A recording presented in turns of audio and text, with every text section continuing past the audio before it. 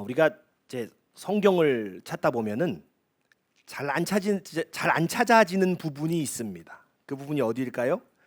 나 합숙 학숙 말 이쪽이죠. 발음도 좀 어려워요. 왜 잘 안 찾아지냐면 오늘도 잘 안 찾아지잖아요. 왜 잘 안 찾아지냐면 여기가 성경이 다 분량이 작아요. 그래서 이렇게 한 장 넘기면 한 권이 바뀌어 버립니다. 그래서 여기 잘 안 찾아집니다. 더군다나 이제 잘 인용하는 부분도 아니다 보니까 잘 안 펴요. 그래서 다 앞에 창세기, 출애굽기 이런 성경은 잘 펴지는데 여기는 종이도 붙어 있어요. 잘 안 찾아지는 부분이죠. 옛날에 빨간색 성경으로 찾으려면 못 찾는 부분입니다. 새로 그 빨간 성경. 오늘 본문이죠. 나훔입니다. 이 나훔서 우리가 잘 이렇게 익숙하지 않는 본문이지만 나훔서는 어떤 말씀이냐면 나훔 선지자를 통해서 하나님께서 니느웨에 말씀하시는 그런 성경이에요. 우리가 나훔이라고 하면 어색하지만 낯설지만 어디는 익숙합니까? 니느웨는 익숙하죠. 왜냐하면 요나서 때문에 그래요. 우리가 요나서를 보면 하나님께서 요나를 통해서 이 니느웨에 하나님의 말씀을 이렇게 선포하시는 그런 장면을 사실은 어렸을 때부터 너무나 많이 봐왔죠. 당시에 그 요나 당시에 니느웨는 굉장히 악이 가득한 도시였습니다. 폭력과 잔인함과 악명이 높았고 하나님을 알지 못하는 그 이방 도시였어요. 그래서 하나님께서는요 요나를 통해서 그곳에 하나님의 말씀을 선포하려고 하죠. 근데 요나조차도 그게 별로 이렇게 마땅치 않았어요. 그러니까 쟤네는 좀 그냥 망했으면 좋겠다 싶은 그런 정도의 악한 도시였죠. 그래서 요나가 막 하나님 말씀을 피해서 도망가기도 하죠. 그런데 이제 여러 과정 가운데서 결국은 요나가 니느웨에 하나님의 말씀을 선포합니다. 그랬더니 그 니느웨가요 회개하죠. 회개하기 시작해요. 왕부터 백성까지 정말 굵은 베옷을 입고 금식하면서 하나님 앞에 엎드리죠. 그리고 하나님께서는 그 회개하는 그 모습을 보시고 재앙을 거두시고 용서하시죠. 그러니까 요나서는 어떻게 보면 어떤 성경이에요? 심판받아 마땅한 도시가 하나님의 은혜로 살아난 이야기. 이게 이제 이 요나서죠. 그러니까 하나님께서 얼마나 오래 참으시고 하나님이 얼마나 자비로우신 분인지를 우리는 요나서를 통해서 발견하게 됩니다. 그리고 나서 한 약 100년 정도가 지난 거예요. 나훔서의 이 시기는 100년 정도가 지난 거예요. 그리고 하나님께서 이번에는 나훔 선지자를 통하여서 그 성 니느웨에 뭐라고 선포하시냐면 분위기가 확 바뀌었어요. 요나서를 통해서 돌이키라 그러면 살겠다라고 말씀하셨다면 나훔서를 통해서는 전혀 다른 얘기를 하고 계시는 거예요. 자, 나훔 3장 1절 말씀을 세 번역으로 보겠습니다. 같이 봅니다. 시작. 너는 망한다. 피해 도성, 거짓말과 강포가 가득하며 노략질을 그치지 않는 도성. 아멘. 하나님께서는 요나서 이전과는 달리 뭐라고 말씀하시냐면 너는 망한다 라고 선포하시는 거예요. 같은 도시예요. 같은 하나님이세요. 그런데 이전에는 돌이키면 살겠다라고 말씀을 선포하셨다라고 한다면 이제는요 끝이라는 거예요. 끝이다. 무너지게 될 것이다. 너는 망한다. 여러분 니느웨는요 한때 어떤 도시였어요? 하나님 말씀을 듣고 회개하고 하나님 앞에 엎드렸던 그런 도시였습니다. 한때는 정말 심판 직전까지 갔다가 하나님께서 은혜로 살려주신 그런 도시였어요. 용서받은 도시였어요. 그런데 100년이 지난 뒤에 니느웨는요 다시 하나님 앞에 어떤 도시가 되었습니까? 멸망의 선고를 받는 도시가 되어버린 거예요. 자, 그럼 우리가 생각해 볼 수 있죠. 왜 하나님께서는 은혜를 베푸셔서 구원한 도시를 다시 멸망하려고 하시는 걸까? 생각해 볼 필요가 있어요. 오늘 성경을 보면 하나님은 이 니느웨에 대해서 뭐라고 얘기하냐면 피해 도성이라는 거예요. 포악이 가득하고 탈취가 떠나지 않는 성이다라고 이 니느웨에 대해서 말씀하고 계세요. 여러분 니느웨는요 세계사적으로 보면 아시리아, 그러니까 성경에는 아수르라고 돼 있죠. 네, 아수르. 그러니까 이 아시리아의 아수르의 수도였던 그런 도시입니다. 그래서 이게 세계사에 보면 니느웨가 뭐라고 쓰냐면 니느베라고 돼 있어요. 니느베. 그건 대충 보면 눈치로 알 수 있는 정도로는 써 있어요. 당시 이 아시리아 제국은요 고대 근동에서 굉장히 가장 강력한 제국이라고 말해도 과언이 아니었어요. 그런데 문제는요, 그냥 강력한 도시가 아니었다는 거예요. 이 아수르가 어떤 나라였냐? 굉장히 잔인한 방식으로 정복 전쟁을 치렀던 나라예요. 그래서 이 아수르의 왕들은 정말로 어떻게 했냐면 자신들의 공포 정치와 이 잔혹함을요 일부러 막 기록에다 남기는 거예요. 그래서 그 기록을 보면서 주변 나라들이 두려움에 막 떨도록 그렇게 했던 게 아수르의 정책이었습니다. 그래서 대형 박물관에요 지금도 그 고대 아수르의 그 아수르 제국의 그 이 유물들이 막 이렇게 전시가 되어 있는데, 그 가운데 이 아수르 왕들의 그 정복 전쟁을 기록해서 새겨 놓았던 그런 부조와 비문들이 아직도 남아 있다고 해요. 그리고 그 기록들을 보면 어떤 내용들이 있냐? 포로들의 목을 베고 그 머리를 쌓아 올렸다, 뭐 이런 얘기. 산 사람의 피부를 벗겼다, 뭐 이런 표현들. 포로들을 쇠 갈고리로 꿰어서 끌고 갔다, 그런 장면들. 정복한 그 도시들을 불태웠고 시체를 들판에 버렸다라는 기록들이 거기에 막 다 남아 있다는 거죠. 여러분, 그 중에 제일 유명한 게 뭐냐면 라기스 부조라는 거예요. 라기스. 우리가 아마 열왕기서를 읽다 보면 이게 아마 이름이 익숙하실 것 같은데요. 열왕기하에 등장하는 그 아수르 왕 사네립이 유다의 라기스를 함락시키는 장면이에요.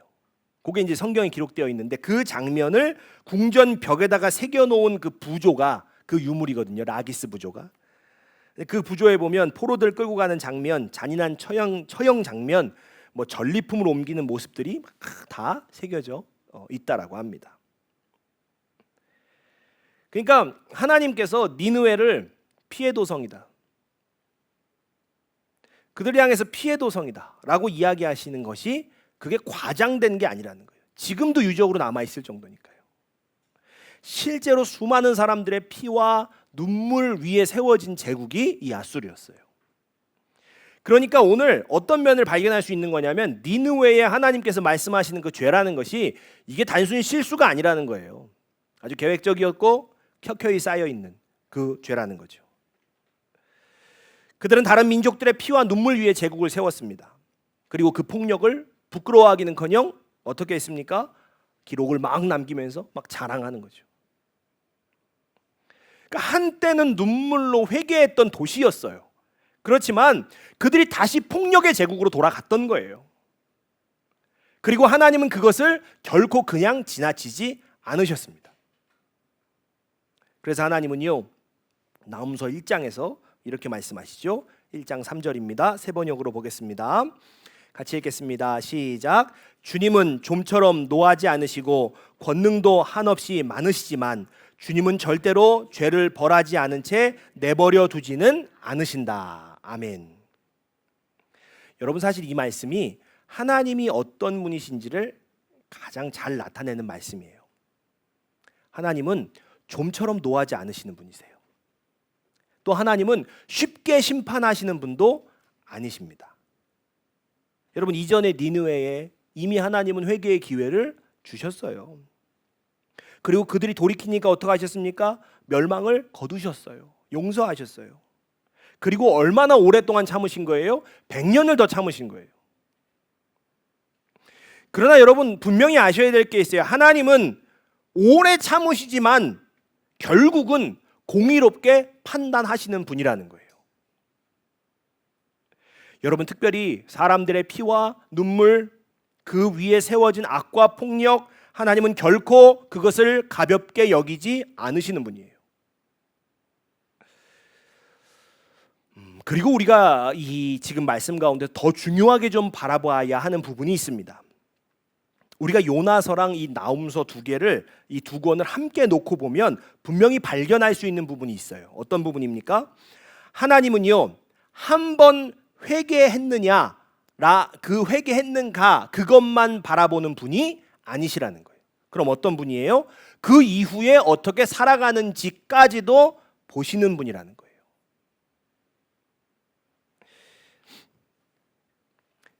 니느웨가 회개했습니다. 용서받았습니다. 거기서 끝이 아니에요. 그 이후에 어떻게 살아가는지까지 하나님은 주시하신다는 거죠. 여러분, 우리가요, 살아가면서 사실은 얼마나 많은 회개했습니까? 사실 우리 살아가면서 얼마나 많은 회개를 하셨어요. 힘들 때마다 하나님 앞에 무릎 꿇고 때로는요 눈물로 용서를 구하기도 했어요. 또 하나님 앞에 뭐라고 고백합니까? 다시 그렇게 살지 않겠습니다. 다시 그렇게 살지 않겠습니다라고 고백했던 순간들도 사실 여러 번 있죠. 우리의 신앙의 삶 가운데 그런 과정들이 왜 없겠어요? 여러분, 하나님은요 분명히 기억하셔야 돼요. 하나님은 그런 우리의 회개를 결코 외면하는 분이 아니시라는 거예요. 니느웨를 받아주셨던 것처럼 하나님은 우리에게도 은혜를 베푸시고 분명히 다시 기회를 주시는 분이 맞으십니다. 하지만 성경은요 거기서 멈추는 것이 아니라고 기록합니다. 하나님은 단지 회개했다 그 순간만 보는 분이 아니라 회개한 이후에 어떻게 살아가는가까지도 주목하고 주시하며 보시는 분이라는 거예요. 즉 하나님은 우리가 회개하는 순간만이 아니라 회개 이후의 삶까지도 주목하고 계세요. 주목하고. 여러분, 여러 번의 설교를 통해서 우리가 아마 여러 번 들어보셨을 거예요. 여러분, 회개라는 단어가 슈브거든요. 슈브. 이게 돌이키다라는 거예요.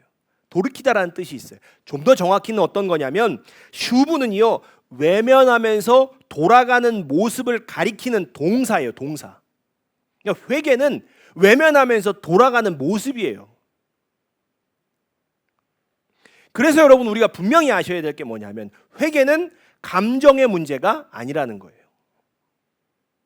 여러분 펑펑 울면서 기도했다고 해서 그게 회개가 아니라 죄 앞에서 죄를 외면하고 죄가 있는 방향에서 실제로 돌아서는 것, 그것입니다. 다시 하나님께로 방향을 바꾸는 것, 그게 회개라고요. 그러니까 회개는 죄를 외면하고 하나님께로 방향을 바꾸는 실제적인 행동이 있어야 되는 겁니다.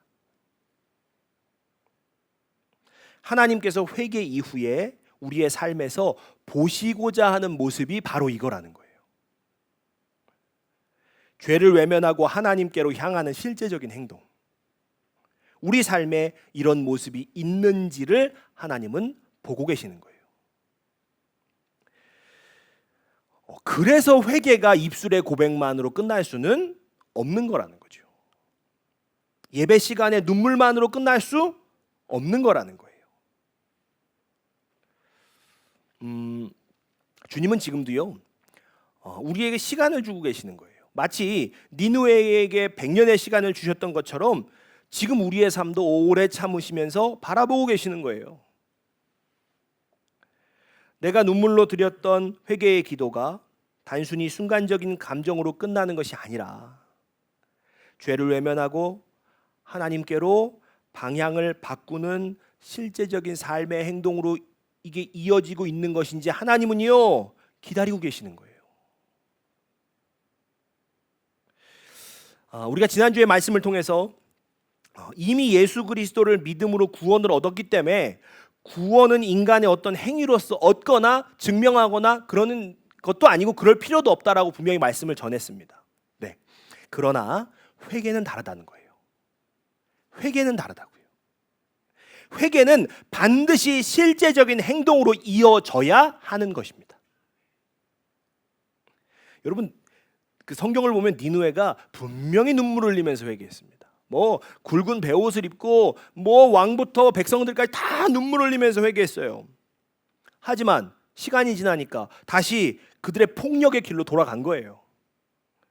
다시 하나님 없이 살기로 그렇게 작정한 거예요. 그들의 눈물은요 끝내 삶의 방향을 바꾸는 진짜 회개로는 이어지지 못했던 거죠. 그리고 그들에게 주어진 시간이 끝났습니다. 시간이 끝났어요. 하나님의 기다림이 끝나버렸어요. 여러분 오늘 하나님 말씀하세요. 너는 망한다. 너는 망한다. 여러분 이 말씀이 갑자기 그냥 하나님께서 화가 너무 나셔갖고 팍 터뜨린 말씀이 아니라는 거예요. 정말 오랫동안 참고 기다리셨던 하나님께서 마침내 공의를 선포하신 말씀이라는 거예요. 그냥 화가 나서 너 망한다. 아니에요. 오랫동안 참고 기다리신 후에 그 이후에 공의를 선포하신 거예요. 우리는 공의라고 하면 굉장히 큰 담론이라고 생각해요. 그래서 공의, 하나님의 공의라고 하면 세상의 악한 것들을 떠올리게 되죠. 세상의 악한 사람들을 떠올려요. 그러면서 세상의 불의, 세상의 폭력, 악한 권력들을 심판하시는 하나님, 그 공의의 하나님을 생각합니다. 물론 하나님의 공의는 이 땅과 이 세상을 향하여서 분명히 이루어집니다. 수많은 악과 죄를 향해서도 분명히 이루어집니다. 그러나 우리가 절대로 잊지 말아야 될 한 가지가 있어요. 그것이 무엇이냐?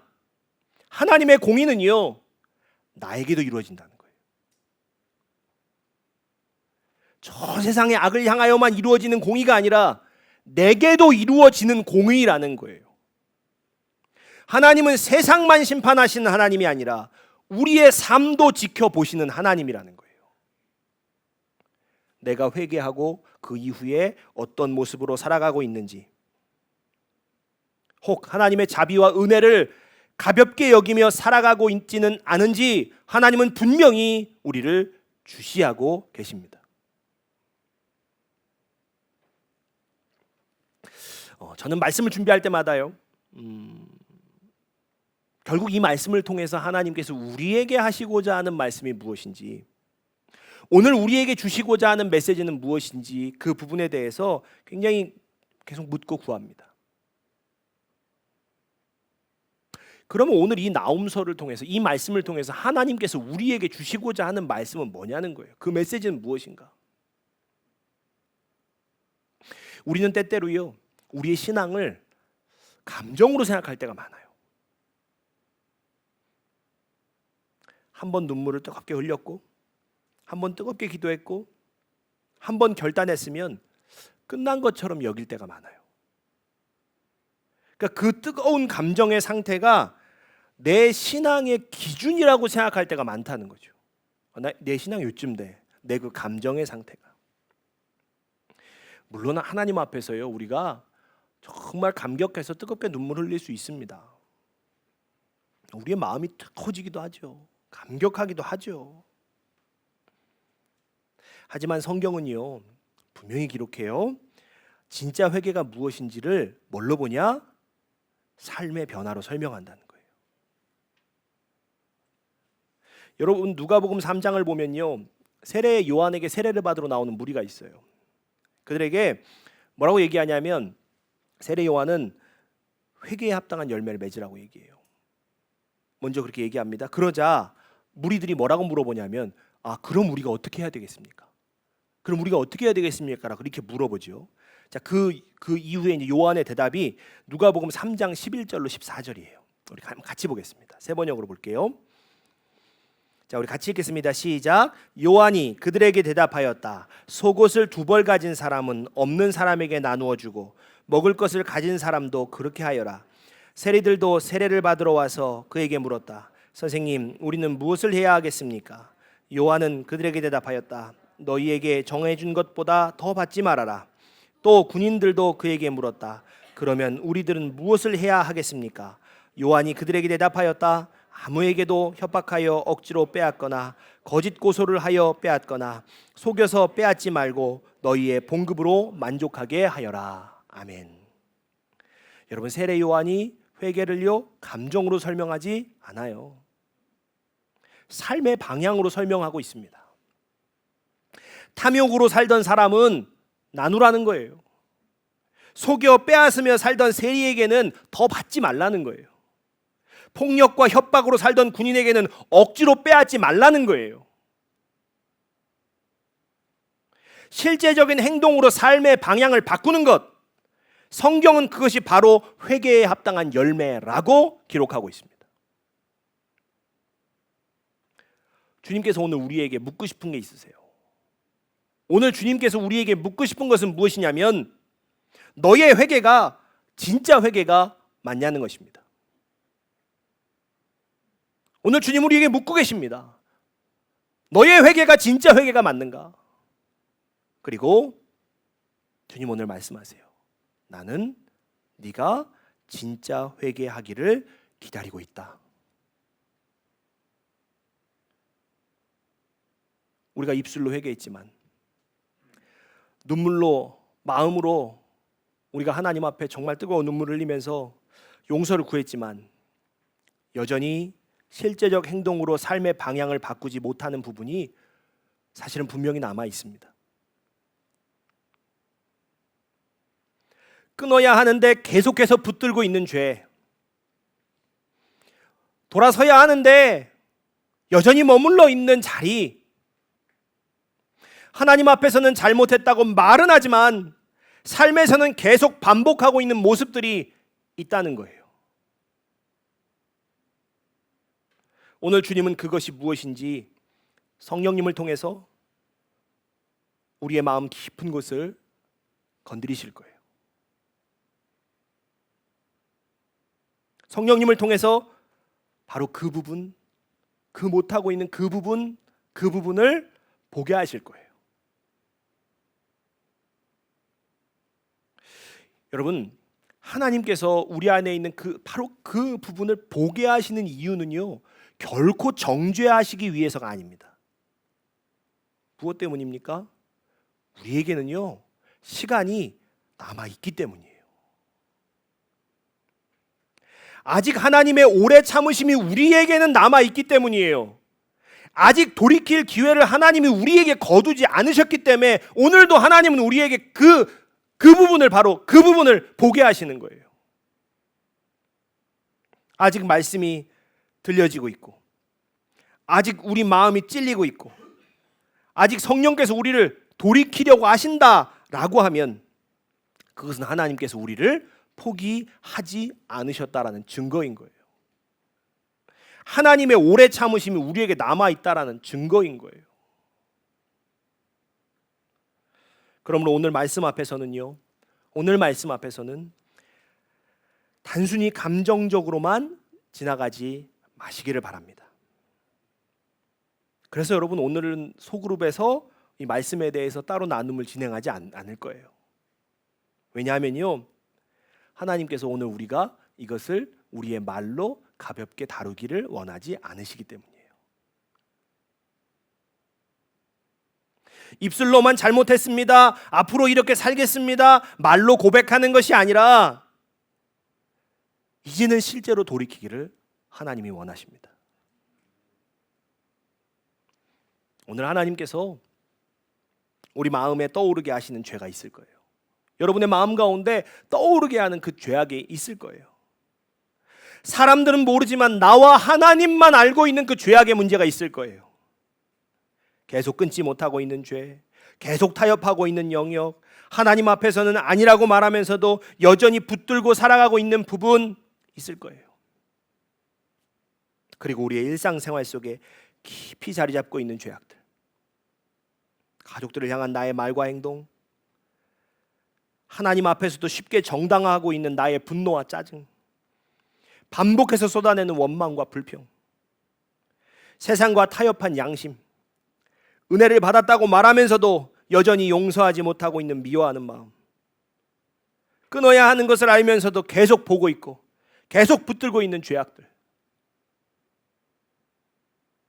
여러분, 이제는 말만이 아니라 실제로 죄를 외면하고 하나님께로 방향을 바꾸는 발걸음을 떼야 하는 시간이 온 것입니다. 여러분, 하나님께서 우리에게요, 너는 망한다, 그렇게 말씀하시고 나면 그땐 기회가 없습니다. 하나님께서 이미 너는 망한다 라고 선포하신 뒤에는요, 그때는 아무 도리가 없어요. 왜냐하면 그 말씀은 이미 하나님께서 오랫동안 충분히 참고 기다리신 뒤에, 돌이킬 시간을 충분히 넘치게 우리에게 주신 뒤에 그 다음에 하시는 말씀이기 때문이에요. 여러분, 하나님이 지금 우리의 기회 주시고 계세요. 그렇다면 이제 이 죄를 떠나서 하나님으로 방향을 돌리기 위해서는 어떻게 해야 되냐는 거예요. 여러분 갈라디아서 5장을 보면 이렇게 기록을 하고 있습니다. 내가 이르노니 너희는 성령을 따라 행하라. 그리하면 육체의 욕심을 이루지 아니하리라. 아멘.